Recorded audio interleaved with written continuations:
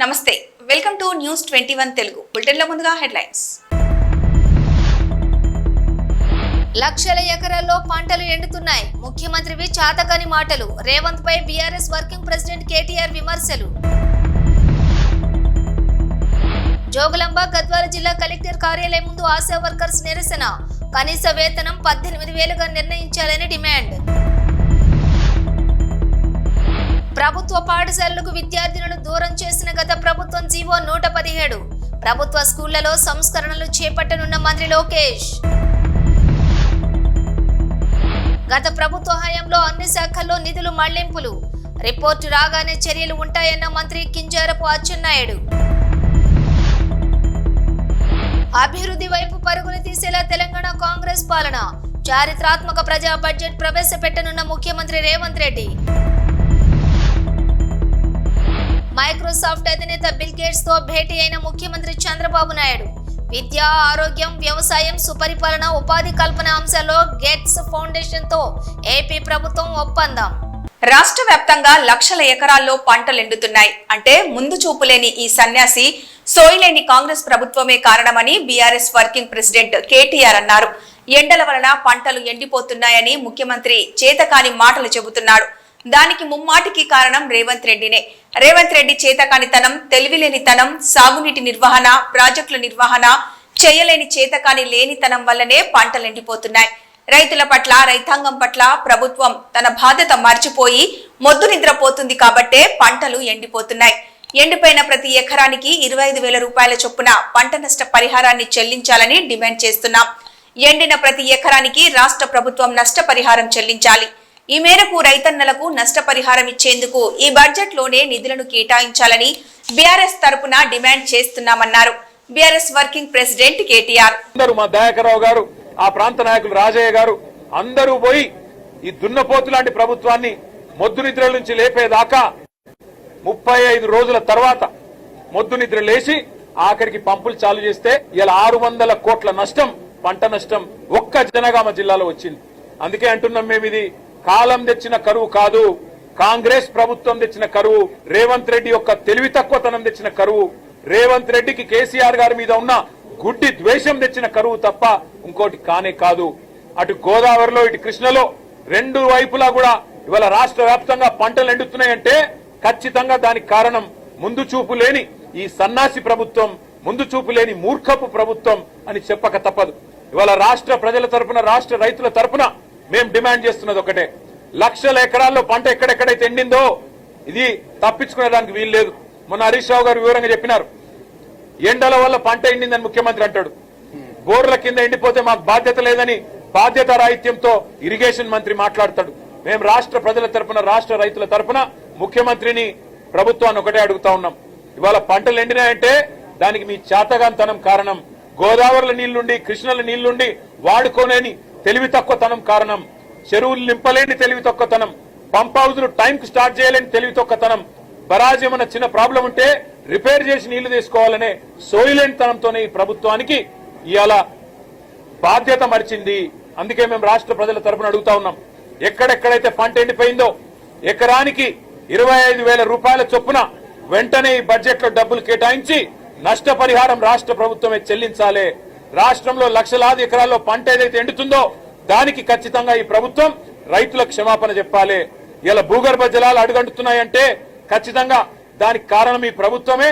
చెరువులు నింపకపోవడం, ఇష్టం వచ్చినట్టు చెక్ డ్యాములు నింపకపోవడం, ఇష్టం వచ్చినట్టు ఇసుక తోడుకోవడానికి, కేవలం ఇసుకతో దోపిడీ కాంగ్రెస్ నాయకుల జేబులు నింపడానికి మీరు చేసిన నిర్వాహకం అనే కారణం ఇవాళ గుర్తుపెట్టుకోవాలని కోరుతూ, రాష్ట్ర రైతాంగానికి కేసీఆర్ గారు ఉన్నారు, బీఆర్ఎస్ ఉన్నది, మేము భరోసాను ఇస్తూనే ఉంటాం, మీ తరఫున కొట్లాడుతూనే ఉంటాం. ఎక్కడెక్కడైతే పంటలు ఎండుతున్నాయో ఆయా ప్రాంతాల్లో పర్యటించి రైతుల్లో మనోధైర్యాన్ని నింపడానికి మేము ప్రయత్నం చేస్తూనే ఉంటామని చెప్పి కూడా తెలియజేస్తూ, రాష్ట్ర ప్రభుత్వం వెంటనే ఎకరానికి 25,000 రూపాయల నష్టపరిహారం ప్రకటించాలి, ప్రాయశ్చిత్తం చేసుకోవాలి, క్షమాపణ చెప్పాలని చెప్పి కూడా రాష్ట్ర రైతాంగానికి మేము డిమాండ్ చేస్తాం. Thank you.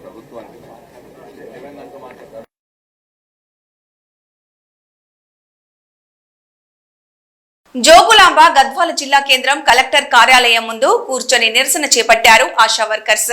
అసెంబ్లీ బడ్జెట్ సమావేశాల్లో ఆశలకు రాష్ట్ర ప్రభుత్వం 18,000 ఫిక్స్డ్ వేతనం నిర్ణయించాలని కోరారు. ప్రమోషన్, పీఎఫ్, ఈఎస్ఐ, ఉద్యోగ భద్రత తదితర సమస్యలు వెంటనే పరిష్కరించాలని కోరుతూ నిరసన చేపట్టారు ఆశా వర్కర్స్.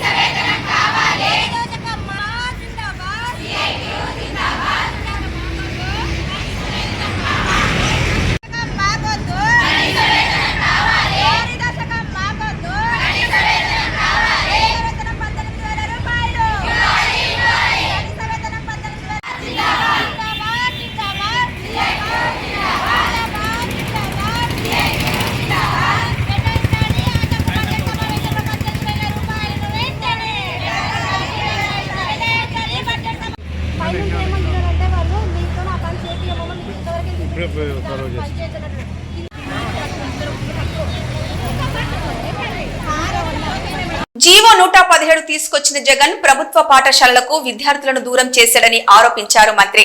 మేము సంస్కరణలు ప్రారంభించాం అని చెప్పారు నారా లోకేష్. ఈ రోజు 2014 నుంచి 24 వరకు ఒకసారి కంపేర్ చేస్తే అధ్యక్ష, 5వ తరగతి పిల్లలు 2వ తరగతి తెలుగు చదవడానికి ఇబ్బంది పడుతున్న విషయం వాస్తవ అధ్యక్ష. 2014 57% మంది పిల్లలు చదవగలితే అది 37.5% పడిపోయింది అధ్యక్ష. ఇది నేను చెప్తాం కాదు, ఏసర్ రిపోర్ట్ 2024 చెప్పింది.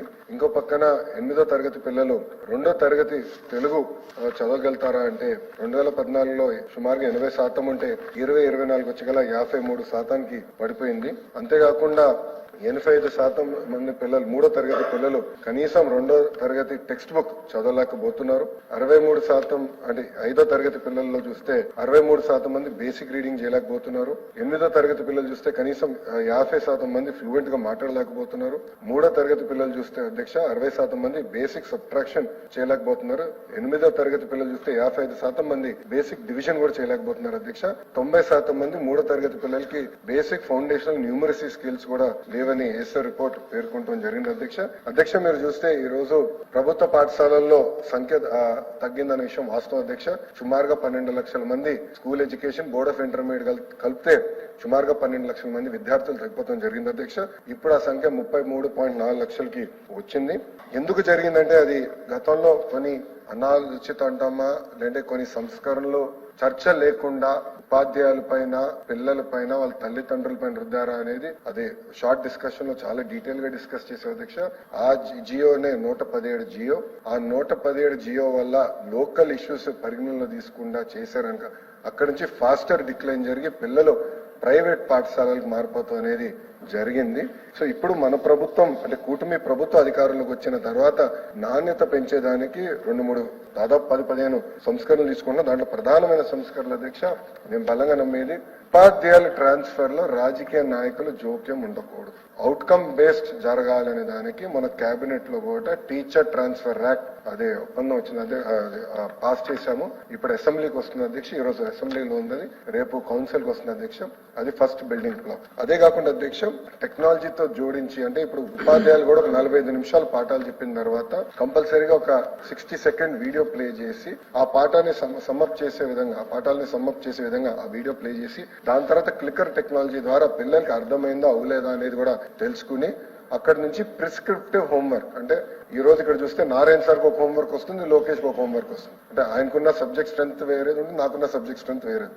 అది ప్రిస్క్రిప్టివ్ హోంవర్క్ వాళ్ళనేది ఒక లక్ష్యంగా పెట్టుకుని అది కూడా చేస్తున్నాం. పేరెంట్ టీచర్ మీటింగ్ కూడా మెగా పేరెంట్ టీచర్ మీటింగ్ ఏర్పాటు చేస్తాం అధ్యక్ష. వచ్చే అకాడమిక్ ఇయర్ లో 2 సార్లు ఏర్పాటు కూడా చేస్తాం. రిపోర్ట్ కార్డు కూడా అంటే తల్లిదండ్రులకి ఉపాధ్యాయులకి పిల్లల మధ్యన ఇంటరాక్షన్ ఉండాలని చెప్పి అద్భుతమైన రిపోర్ట్ కార్డు కూడా ఏర్పాటు చేశాం, అది చేస్తున్నాం. ఇంకో పక్కన మోడల్ ప్రైమరీ స్కూల్ కాన్సెప్ట్ తీసుకొచ్చి 60 మంది పిల్లల కన్నా ఎక్కువ ఉంటే అక్కడ కంపల్సరీ 1 క్లాస్ 1 టీచర్ ఇవ్వాలి, నాణ్యమైన విద్య అందించాలి లక్ష్యంతో మన ప్రభుత్వం కృషి చేస్తుందని గౌరవ సభ్యులు తెలుపుకుంటున్నాను. అంతేకాకుండా అధ్యక్ష భారతదేశంలో ఏ రాష్ట్రం హామీ ఇవ్వని విధంగా మనం ఇస్తున్నాం అధ్యక్ష. గ్యారంటీడ్ ఎఫ్ఎల్ గ్యారంటీడ్ చేస్తున్నాం, అది బాధ్యతగా మేము తీసుకుంటున్నాం. సంఘాలతో కూడా ఎవ్రీ ఫ్రైడే కమిషనర్ గారు కూర్చుంటున్నారు, నీట్ బేస్ నేను కూడా కూర్చుంటున్నాను, వాళ్ళ ఇష్యూస్ ఏముందో తెలుసుకుంటున్నాం.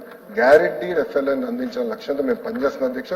మేము బలంగా నమ్మేది ఈ 10వ తరగతి ఎగ్జామ్ ఇప్పుడు జరుగుతున్నాయి, ఇంటర్ ఎగ్జామ్ జరుగుతున్నాయి, దీంట్లోనే చాలా మార్పు రాబోతుంది. పర్ఫార్మెన్స్ ఇంప్రూవ్ అవుతుందని బలంగా నమ్ముతున్నాం. వచ్చే సంవత్సరంలో మీరు చూస్తే leaps and bounds outcomes improve చేసే బాధ్యత కూటమి ప్రభుత్వం తీసుకుంటుందని గౌరవ సభ్యులు తెలుపు. రాష్ట్రీయ కృషి వికాస్ యోజన ఒక్కటే కాదు, అన్ని శాఖల్లో కూడా నిధులు మొత్తం కూడా గత ప్రభుత్వంలో డైవర్ట్ చేశారని ఆరోపించారు మంత్రి అచ్చెన్నాయుడు. ఇప్పటికే ఫైనాన్స్ డిపార్ట్మెంట్ దీనిపై విచారణ చేస్తోంది. ఆ రిపోర్ట్ రాగానే చర్యలు తీసుకుంటామన్నారు. అవసరమైతే ఉన్నత స్థాయి దర్యాప్తుకి కూడా ఆదేశిస్తామని, అవకతవకలపై కఠిన చర్యలుంటాయని తెలిపారు కింజారపు అచ్చెన్నాయుడు. అధ్యక్ష, ఈ ఆర్కేవీవై నుంచి ఫండ్స్ డైవర్ట్ చేశారని వాళ్ళ మీద యాక్షన్. అధ్యక్ష, ఇది ఫైనాన్స్ డిపార్ట్మెంట్ మొత్తం చూస్తుంది. గత ప్రభుత్వంలో ఆర్కేవీవై కాదు అధ్యక్ష, మొత్తం అన్ని ఫండ్స్ డైవర్ట్ చేశారు. ఈరోజు నా బార్డుకు వచ్చినటువంటి ఫండ్స్ కూడా డైవర్ట్ చేశారు. వరల్డ్ బ్యాంక్ నుంచి వచ్చిన ఫండ్స్ కూడా డైవర్ట్ చేశారు. ఒక ప్రాజెక్ట్ కి ఎక్స్క్లూజివ్ గా కేటాయించిన ఫండ్స్ కూడా డైవర్ట్ చేశారు. దీని మీద ఫైనాన్స్ డిపార్ట్మెంట్ ఏవైతే డైవర్ట్ చేశారో ఆ ఫండ్స్ అన్నింటి మీద వాళ్ళు కూడా చర్చ తీసుకుని వాళ్ళు కూడా ఎంక్వైరీ చేస్తున్నారు. నేను ఒకటే చెప్పాను, ఎంక్వైరీ నడుస్తుంది ఉన్నత స్థాయిది. అది వచ్చిన తర్వాత దాని వల్ల సాటిస్ఫాక్షన్ కాకపోతే ఇప్పుడు ఏవైతే సభ్యులు చెప్పారు ఏ ఎంక్వైరీ చేయడానికి ఇబ్బంది లేదు, ఒకటి నడుస్తుంది కాబట్టి ప్రిలిమినరీగా మనకు రిపోర్ట్ వచ్చింది. ఫైనల్ రిపోర్ట్ వచ్చిన తర్వాత ఒకవేళ సాటిస్ఫాక్షన్ కాకపోతే ఇంకా ఉన్నత స్థాయి దర్యాప్తు చేసైనా సరే గతంలో ఎవరు తప్పు చేశారో తప్పు చేసిన వ్యక్తుల్ని వదిలే ప్రశ్నే లేదు. మళ్ళీ అటువంటి పొరపాట్లు జరగకుండా ఆఫీసర్కి చెప్పాను, టెండర్స్ అన్ని పద్ధతి ప్రకారం చేయాలి. ఒకటి గత 5 సంవత్సరాల అధ్యక్ష L1 L2 అని పెట్టుకోవడమే. వాళ్ళు ఎవరికి పిలిస్తే వాళ్ళే L1 L2, ఇంకొకరు ఎవరు వచ్చేవాళ్ళు కాదు. వాస్తవాలు అవన్నీ మనం చూసాం కళ్ళ ముందు. కాబట్టి తప్పనిసరిగా ఇది చాలా మంచి ప్రోగ్రాం కేంద్ర ప్రభుత్వం పెట్టింది. దీన్ని అనేక విధాలుగా ఇబ్బందులు ఉన్నాయి. ఇవన్నీ సరిచేసి మళ్ళీ వీలైనంత తొందరగా మళ్ళీ ఈ వాహనాల్ని మళ్ళీ లైన్ లోకి తీసుకొచ్చి ఎవరైతే పాడి రైతులు ఉన్నారో వారికి మేలు చేయడానికి అన్ని విధాల ప్రయత్నం చేస్తాను అధ్యక్ష. ఒక దశాబ్దం చీకటి తర్వాత ప్రజల కాంగ్రెస్ ప్రభుత్వం గత 15 నెలలుగా రాష్ట్రాన్ని స్థిరత్వం, పునరుద్ధరణ, వృద్ధి, శ్రేయస్సు మరియు అన్నింటికంటే ముఖ్యంగా వాగ్దానాలను నిలబెట్టుకునే ప్రజాస్వామ్య విలువలు మరియు నీతితో తిరిగి తీసుకురావడానికి తీవ్రంగా కృషి చేస్తోందని తెలంగాణ ముఖ్యమంత్రి రేవంత్ రెడ్డి అన్నారు. తెలంగాణ తిరిగి సరైన మార్గంలో ఉంది మరియు సవాళ్లు ఉన్నప్పటికీ వాటిని అధిగమిస్తామని, గొప్ప ఆచరణాత్మక మేధస్సు, నైపుణ్యం, సామర్థ్యం మరియు ప్రజలు అభివృద్ధి, పాలన మరియు సంక్షేమం పట్ల నిబద్ధతతో కూడిన చారిత్రాత్మక ప్రజా బడ్జెట్ అని ప్రవేశపెడుతున్నట్లు తెలిపారు ముఖ్యమంత్రి Revanth Reddy. AP CM Nara Chandrababu Naidu Microsoft అధినేత బిల్ గేట్స్ తో భేటీ అయ్యారు. ఈ సందర్భంగా విద్య, ఆరోగ్యం, వ్యవసాయం, సుపరిపాలన, ఉపాధి కల్పన అంశాల్లో గేట్స్ ఫౌండేషన్ తో ఏపీ ప్రభుత్వం ఒప్పందం చేసుకుంది. ఆరోగ్యం, వ్యవసాయ రంగాల్లో ఎక్కువ సహకారం అందిస్తామని బిల్ గేట్స్ భరోసా ఇచ్చారని సీఎం చంద్రబాబు తెలిపారు. త్వరలోనే బిల్ గేట్స్ ఏపీలో పర్యటిస్తారని సీఎం వెల్లడించారు.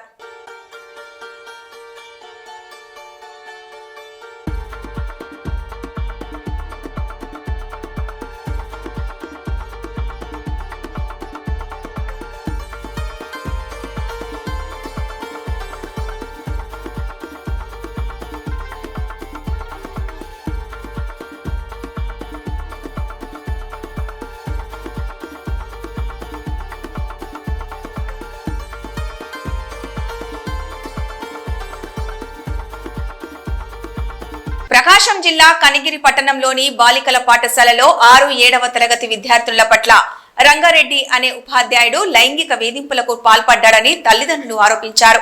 దాదాపు 6 మంది పిల్లల పట్ల అసభ్యంగా ప్రవర్తించాడని, ఇంట్లో చెప్తే కొడతానని ఆ ఉపాధ్యాయుడు పిల్లలను బెదిరించడంతో ఘటన ఆలస్యంగా వెలుగులోకొచ్చింది.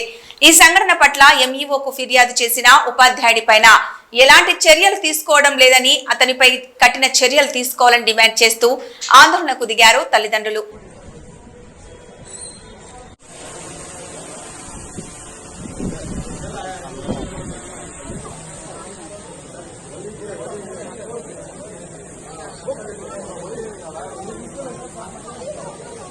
బాలుకనాథ పాఠశాలలో అక్కడ విద్యార్థులు చెప్పే రంగారెడ్డి అనే టీచరు బాలికలతో అసభ్యంగా ప్రవర్తిస్తూ లైంగిక వేధింపులు గురి చేస్తున్నారని చెప్పి ఆ చిన్న పిల్లలు భయపడుతూ వాళ్ళ తల్లిదండ్రులకు చెప్పడంతో కోపోతులైన తల్లిదండ్రులు ఈరోజు వాళ్ళ బంధువులందరికీ చెప్పుకొని అందరినీ తీసుకొని ఈరోజు స్టేషన్కి రావడం జరిగింది కంప్లైంట్ ఇవ్వడానికి.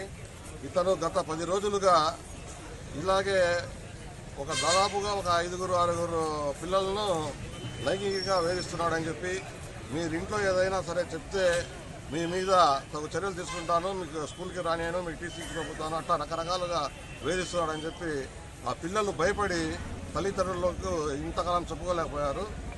ఈరోజు ఇంకా వేధింపులు ఎక్కువ కావడంతో ఈరోజు భయభ్రాంతులైన పిల్లలు వాళ్ళ తల్లిదండ్రులకు చెప్పుకోవడం జరిగింది. దాని మీద తగు చర్యలు, కఠినమైన చర్యలు తీసుకోవాలని, ఇటువంటి కీచక ఉపాధ్యాయుల మీద ప్రభుత్వం ఉక్కు పాదంతో వీళ్ళ మీద శిక్షలు అమలయ్యేటట్టు మంచి సెక్షన్లు పెట్టి కేసులు నమోదు చేయాలని ఈరోజు అన్ని సంఘాల వారు కోరుకుంటున్నారు. కాబట్టి ఈరోజు కర్ణాటక తరహాలో ఏపీ ప్రభుత్వ కాంట్రాక్టుల్లో ఎస్సీ ఎస్టీలకు 24%, ఓబీసీలకు 15% పనులు ఇవ్వాలని కేంద్ర మాజీ మంత్రి, కాంగ్రెస్ పార్టీ సీనియర్ నాయకులు చింతామోహన్ విజ్ఞప్తి చేశారు. ఎస్సీ వర్గీకరణపై నిన్న ఆంధ్రప్రదేశ్ కేబినెట్ తీర్మానం చేయడం చూసి కళ్లలో కన్నీళ్లొచ్చాయని, ఎస్సీ వర్గీకరణ టీడీపీకి నష్టమని, పేదవాళ్లు, అంటరాని వాళ్ల అమాయకత్వాన్ని అండగా చేసుకుని బలహీన వర్గాలపై బలమైన వర్గాలు దాడి నిన్నటి నిర్ణయమని చెప్పారు. దక్షిణ భారతదేశంలో దళితుల్లో 100లో 90 మంది మాలలు, ఉత్తర భారతదేశంలో దళితుల్లో 90% మాదిగలు ఉన్నారా లేదా చంద్రబాబుకు తెలియదని, ఎస్సీలను వర్గీకరణ చేయడం దేశానికి మంచిది కాదని, దేశ సమైక్యతకు చాలా నష్టమని, రాబో రోజుల్లో దీని ప్రభావం తెలుస్తుందన్నారు. మీ ముందు 3 అంశాలు మీ ముందు చేయడానికి రావడం జరిగింది. ఒకటి వర్గీకరణ క్యాబినెట్ నిర్ణయం, రెండవది సనాతన ధర్మం పవన్ కళ్యాణ్ పిఠాపురం, మూడవది ప్రైవేటీకరణ ఉక్కు ఫ్యాక్టరీ తిరుపతి విమానాశ్రయం. చాలా బాధపడుతున్నాను నేను. పేదవాళ్ళ అంటరాని వాళ్ళ అమాయకత్వాన్ని అండగా చూసుకొని బలహీన వర్గాల పైన బలమైనటువంటి వర్గాలు తీసుకున్నటువంటి నిర్ణయం నిన్న కేబినెట్ ఆంధ్రప్రదేశ్ నిర్ణయం. ఇది దేశానికి మంచిది కాదు, దేశ సమగ్రతకు చాలా చాలా చాలా నష్టం. అది ఈరోజు తెలియదది, రాబోయే కొన్ని సంవత్సరాల్లో తెలుస్తుంది దాని ప్రభావం. మధ్యకాలంలో మతాల పైన చిచ్చు, మన దేశంలో ఎన్నో మతాలు ఉన్నాయి. ఈ గత 10 సంవత్సరాల్లో మతాల మధ్య చిచ్చు స్పష్టంగా కనిపిస్తా ఉంది. నిన్న మొన్న తీసుకున్నటువంటి నిర్ణయాలు కులాల మధ్య చిచ్చు. స్టాలిన్ హిందీ పైన మాట్లాడుతున్న మాటలు భాషల మధ్య చిచ్చు. డీలిమిటేషన్ పైన ఆలోచన ప్రాంతాల మధ్య చిచ్చు. దక్షిణం, ఉత్తరం, దేశం ఏమైపోతా ఉంది. ఒకప్పుడు అన్ని మతాలు, అన్ని కులాలు, అన్ని భాషలు, అన్ని ప్రాంతాలు కలిసినటువంటి భారతదేశంలో ఈ మధ్య వస్తున్నటువంటి వైషమ్యాలు. యాదగిరిగుట్ట శ్రీ లక్ష్మీ నరసింహస్వామి వారిని మిస్ యూనివర్స్ విక్టోరియా కార్ట్ తేల్విగ్ దర్శించుకున్నారు. ఈ సందర్భంగా ఆమెకు యాదగిరిగుట్ట ఆలయ ఈవో భాస్కర్ రావు దర్శనం ఏర్పాట్లను పర్యవేక్షించారు. దర్శనం అనంతరం శ్రీ స్వామివారి ఫోటో ప్రసాదాన్ని అందజేశారు. ఈ సందర్భంగా యాదగిరిగుట్ట ఆలయ విశిష్టతను, ఆలయ సాంప్రదాయంతో పాటు పలు వివరాలను విక్టోరియా తేల్విగ్ ఈవోను అడిగి తెలుసుకున్నారు. ఈవో భాస్కర్ రావు ఆలయ విశిష్టతను ఆమెకు వివరించారు. విక్టోరియా తేల్విగ్ అఖండ దీపారాధన చేశారు.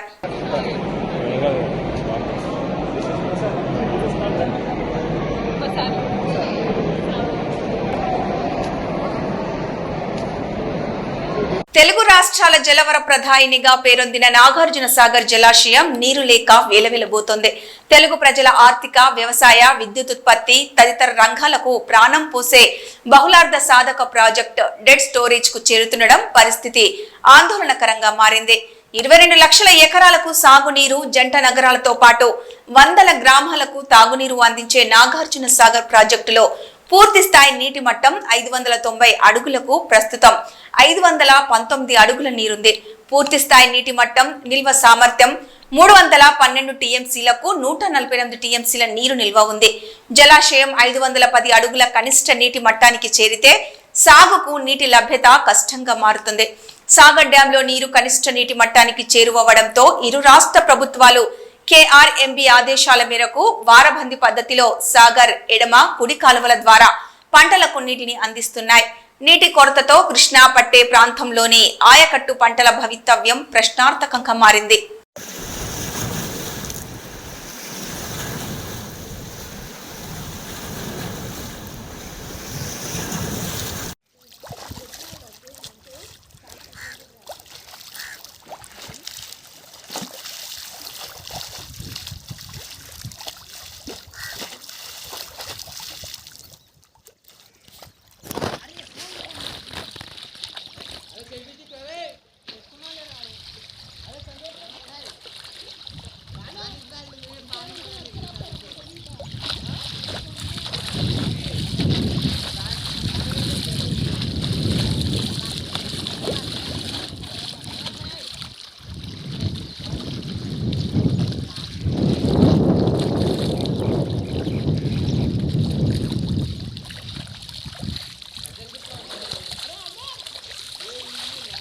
తెలంగాణ అసెంబ్లీ సమావేశాలలో 2025-26 వార్షిక బడ్జెట్ను తెలంగాణ డిప్యూటీ సీఎం ఆర్థిక శాఖ మంత్రి బట్టి విక్రమార్క ప్రవేశపెట్టారు. 2025-26 ఆర్థిక సంవత్సరానికి గాను వార్షిక ఆదాయ వ్యయ పట్టిక బడ్జెట్ను సభలో ప్రవేశపెడుతున్నాను.